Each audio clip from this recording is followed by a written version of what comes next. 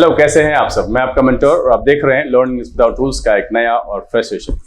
आज हम यहाँ पर उपस्थित हुए हैं मिरर ऑफ कॉमन एरर के नाउन्स एंड केसेस के आखिरी पोर्शन यानी फोर्थ पोर्शन के साथ। यहाँ पर हम 40वें क्वेश्चन से 51वें क्वेश्चन तक की बात करेंगे, पूरे डिटेल एक्सप्लेनेशन के साथ इसको समझाएंगे और सॉल्व करवाएंगे। तो चलिए सेशन को शुरू करते हैं, लेकिन उससे पहले जो लोग इस चैनल पर नए हैं, अब तक सब्सक्राइब नहीं किया है तो चैनल को सब्सक्राइब कर लीजिए, बेल आइकन प्रेस करके नोटिफिकेशन को ऑल पर रखिएगा, लाइक शेयर कर दीजिएगा और सवाल सॉल्व कराने के दौरान अगर कोई सवाल आपके मन में रह जाए, लगे कि पूछना है, तो बिल्कुल कमेंट करने से झिझकिएगा नहीं। चलिए सेशन की शुरुआत करते हैं।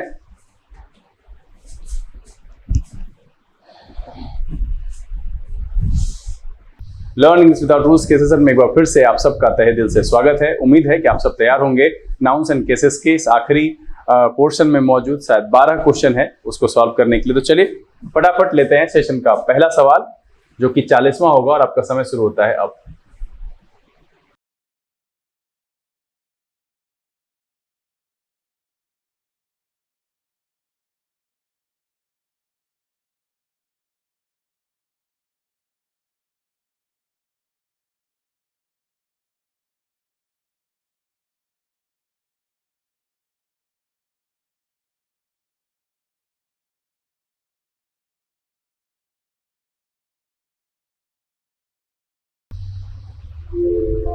चलिए समय समाप्त हो गया है और अंडरस्टैंडिंग बेस्ड क्वेश्चन था ये, बहुत ही आसान से जो लोग पेपर पढ़ते हैं इसको आराम से सॉल्व कर लिए होंगे। तो देखते हैं।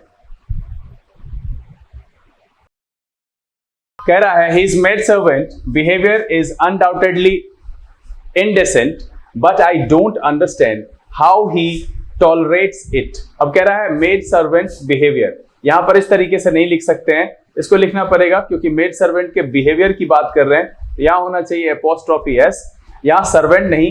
His made servants behaviour is undoubtedly indecent but I don't understand how he tolerates it, तब जाकर के सही होगा। इस सवाल का जो जवाब है वो है ऑप्शन नंबर ए। और देखिए, अगर आप न्यूज़पेपर रेगुलर रीडिंग करते हैं तो आप इतना समझ जाते हैं कि भैया यहाँ पर कह रहा है कि उसके नौकरानी का व्यवहार, तो ये जो का व्यवहार है यहाँ पर अपोस्ट्रोफी एस जोड़ेंगे तब हो जाएगा his made servants behaviour is undoubtedly indecent, और तब जाकर के बिल्कुल सही हो जाएगा। चलिए लेते हैं अगला सवाल और आपका समय शुरू होता है अब।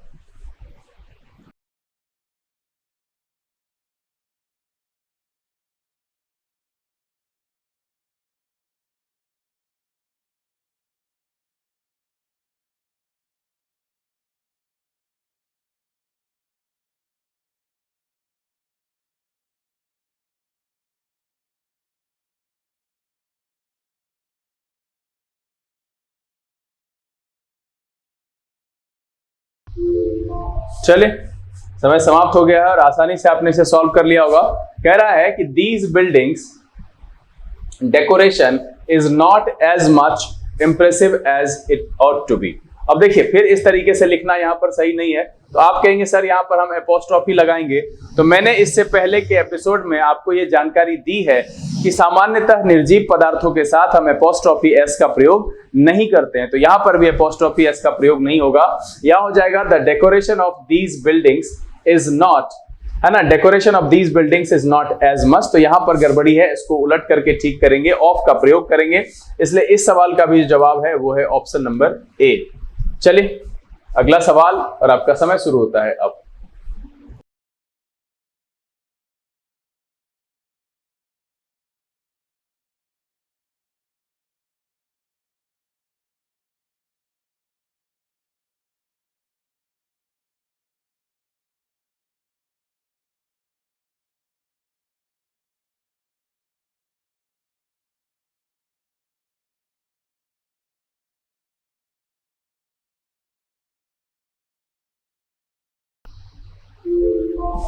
चलिए समय समाप्त हो चुका। कह रहा है Delhi's water supply system is certainly as good as is expected in a capital town, है ना। Delhi's water supply system is certainly as good as is expected in a capital town. यहां पर कोई भी गड़बड़ी नहीं है इस सवाल में, तो इसीलिए इस सवाल का जवाब है नो एरर और जो ऑप्शन है वो है आपका ई।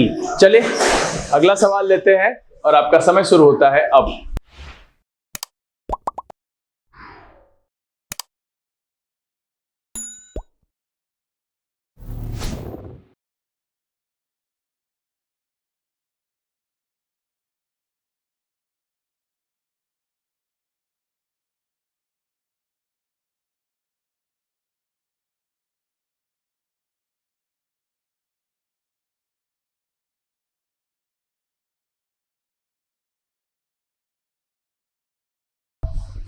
चलिए समय समाप्त हो गया। ठीक है, यहां कह रहा है east poetry is characterised by his unique style which he developed during the long span of his life. यहां पर भी कोई गड़बड़ी नहीं है, यहां पर एपोस्ट्रोफी होना चाहिए, एपोस्ट्रोफी इसके साथ है और लिखा जाता है Dickens is characterised by his unique style which he developed during the long span of his life, और यहां पर कोई गड़बड़ी नहीं है, इसलिए इस सवाल का भी जवाब है नो एरर, और जो ऑप्शन है वो है ऑप्शन नंबर ई। चलिए अगला सवाल लेते हैं और आपका समय शुरू होता है अब।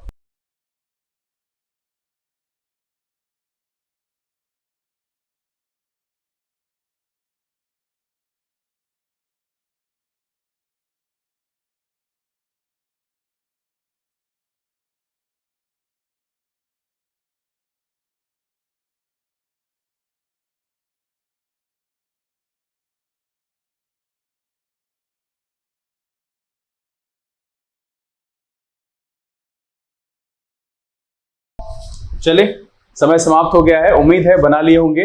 यहां पर क्या कह रहा है, Brutus role in Julius Caesar is very attractive as well as important as far as the action of the play is concern. अब यहां पर देखिए कि इसको कहना है इसका रोल, तो बिल्कुल यहां पर एपोस्ट्रोफी में, चूंकि लास्ट में एस है तो हम सिर्फ कॉमा लगाएंगे ऊपर, एपोस्ट्रोफी लगा करके एस को हटा देंगे।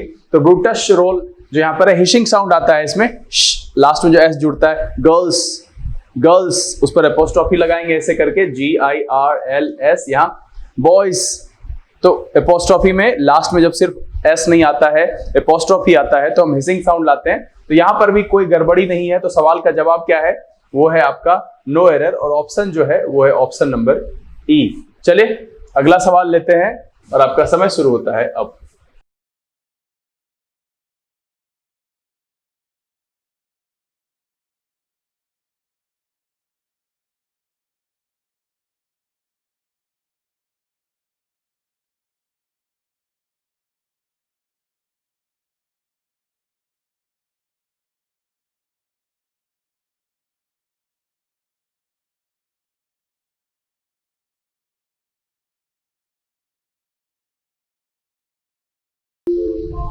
चलिए समय समाप्त हो गया। कह रहा है the blinds life is really very miserable because they can't see what happens around them. अब यहां पर देखिए द ब्लाइंड्स लाइफ, यहां पर इस तरीके से आप नहीं लिख सकते हैं, क्योंकि अगर हम इसके साथ एडजेक्टिव लिखते हैं, जैसे कि द प्लस एडजेक्टिव लिखते हैं, तो ये पूरी जाति का बोध करता है, और इसके साथ एपोस्ट्रोफी एस का प्रयोग नहीं करते हैं। The life of the blind is really very miserable होना चाहिए। तो यहां पर जो इस तरीके से लिखा हुआ है ये गलत है, इसलिए इस सवाल का जवाब है वो हो जाएगा ऑप्शन नंबर ए। यहां पर सिंपल सा है कि हम इस तरीके से ये जाति बताने के लिए द प्लस एडजेक्टिव का जब प्रयोग करते हैं तो ये एक प्लूरल नाउन की तरह यूज होता है जो कि जाति का बोध कराता है। अगर यहां पर हमको रिलेशन दर्शाना है तो एपोस्ट्रोफी एस नहीं ऑफ का प्रयोग करना चाहिए, इसलिए इसमें ये गड़बड़ है।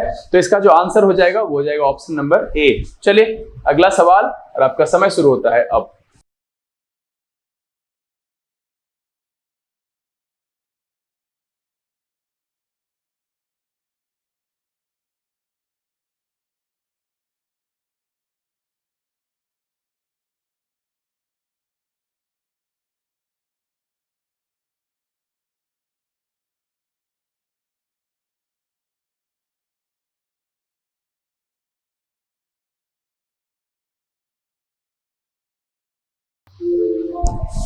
चलिए समय समाप्त हो गया। कह रहा है he did not know even the name of the scientist who discovered the laws of the earth gravitational force। अब यहां पर देखिए अर्थ ग्रेविटेशनल फोर्स होगा नहीं, यहां पर हमको इसके साथ रिलेशन दर्शाना है।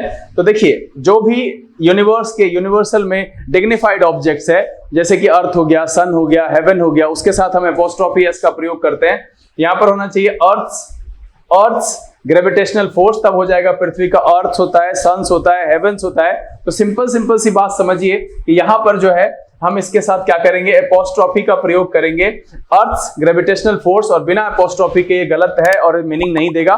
तो यहां पर जो गड़बड़ी आ गई वो आ गई ऑप्शन नंबर डी में। तो इसको सुधार करेंगे, एपोस्ट्रोफी एस अर्थ के साथ जोड़ेंगे और ये बिल्कुल सही हो जाएगा। देखिए नाउन एंड केसेस में बड़ा ही आसान रहा है, पहले दिन थोड़ी बहुत जानकारी आपके सामने मैंने रखी है, उसके बाद बस अगर आप एक इफिशिएंट रीडर हैं, न्यूज़पेपर पढ़ रहे हैं, तो इतनी सारी जानकारी पढ़ते पढ़ते ही आ जाती है। और बचपन से ये नाउन, केस, नंबर ये सब पढ़ते आ रहे हैं, तो बस एक छोटी सी प्रैक्टिस की जरूरत है। तो जो लोग नहीं बनाए हैं, आप इसको बना लीजिए। अगर आपका पिछला 3 एपिसोड छूट गया है तो वो भी आप प्लेलिस्ट में जाकर के उसको एक बार प्रैक्टिस के तौर पर देखिए जरूर। चलिए लेते हैं अगला सवाल और आपका समय शुरू होता है अब।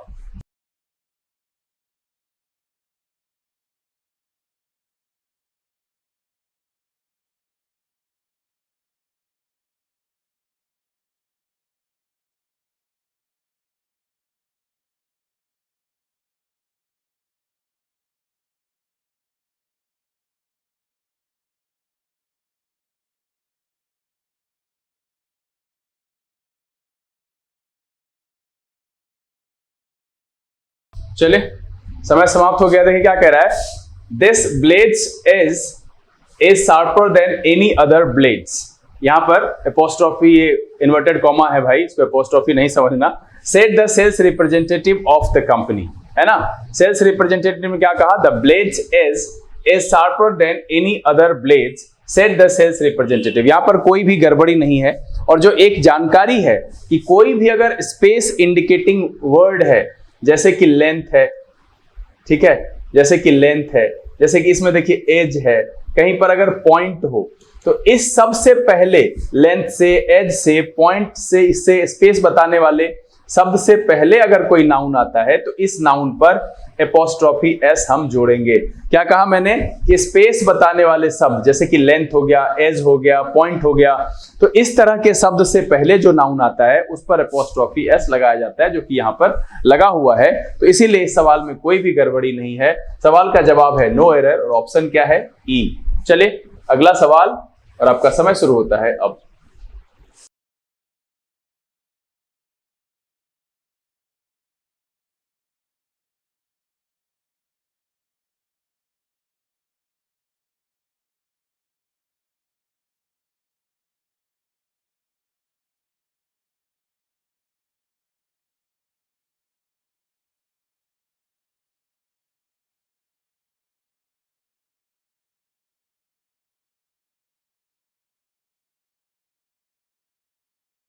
चलिए समय समाप्त हो चुका है। कह रहा है मेनी ऑफ द क्वेश्चंस। अब यहां देखिए ये अपोस्ट्रोफी अनावश्यक नहीं लग रहा है जब इसके साथ जुड़ा हुआ है, और आगे वैसे भी देखिए यहां पर वर्ब दिया हुआ है मेनी ऑफ द क्वेश्चंस, ये अपोस्ट्रोफी यहां पर गलत है। Given in this question paper are so difficult that many of the students may fail. तो यहां पर इस अपोस्ट्रोफी को हटा देंगे तो ये सही हो जाएगा। इस सवाल का जवाब है वो है ऑप्शन नंबर ए, यानी क्वेश्चंस पे जो अपोस्ट्रोफी है उसकी जगह पर सीधा सीधा सिर्फ क्वेश्चंस यूज होगा, एपोस्ट्रोफी का इस्तेमाल नहीं होगा, तब जाकर के बिल्कुल सही हो जाएगा। तो इसके सवाल का जवाब भी जो है वो है ऑप्शन नंबर ए। चलिए अगला सवाल और आपका समय शुरू होता है अब।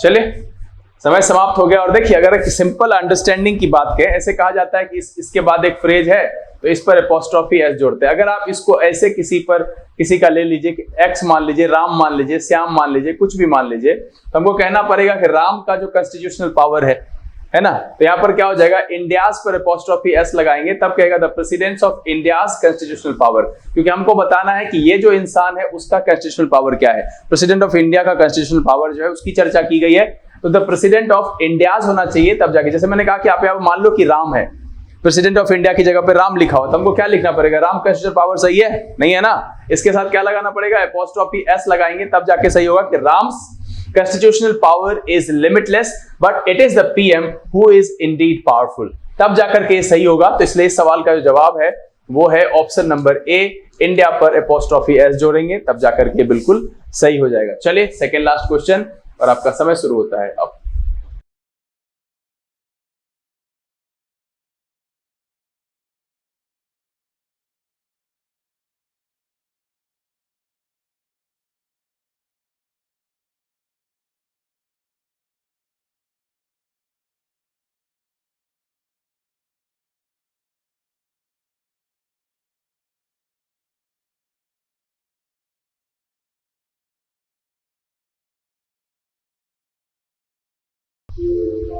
चले, समय समाप्त हो गया। कह रहा है many a man's life is in danger if the government does not take any serious action to safeguard अस।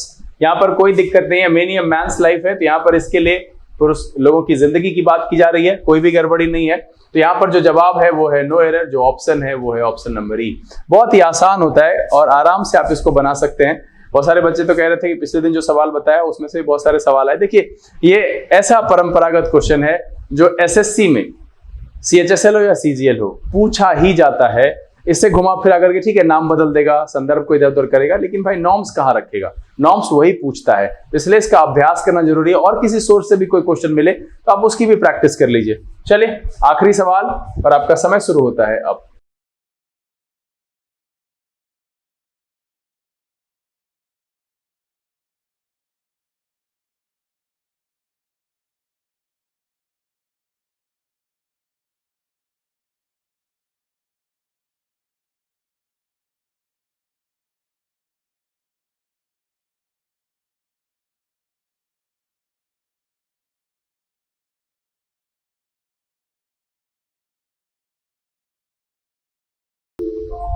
चलिए समय समाप्त हो गया। कह रहा है nobody's claim to be permanent member of the club is valid in the eyes of the committee।